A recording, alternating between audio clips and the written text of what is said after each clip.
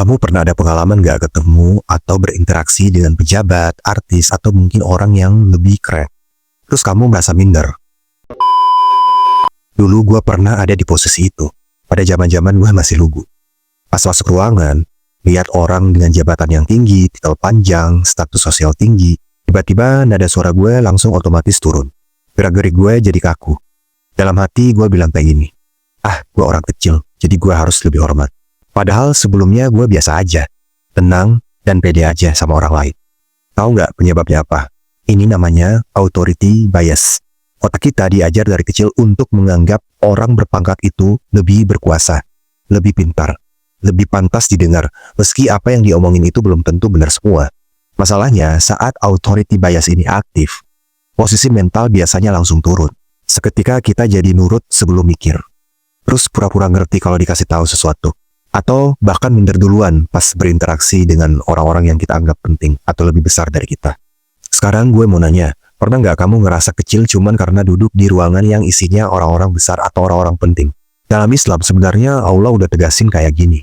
Sesungguhnya yang paling mulia di sisi Allah adalah yang paling bertakwa. Dalam surat Al-Hujurat ayat 13. Jadi kita sebagai manusia seharusnya nggak perlu minder. Mau orang itu direktur kayak pejabat kayak artis atau bahkan sosialita ya biasa aja. Toh kita semuanya selevel di mata Tuhan. Jadi kenapa harus merasa minder? Nah menariknya ada juga seorang filsuf dari Yunani namanya Epictetus ngajarin seperti ini. Jangan menilai orang dari posisinya. Pemikiran ini sudah ada sekitar tahun 55-135 Masehi, yaitu sekitar 1900 tahun yang lalu. Banyak efek buruk kalau kita sering minderan. Kadang kita kehilangan peluang karena kelihatan kurang meyakinkan. Kadang kita gampang dibego-begoin karena kelihatan rendah.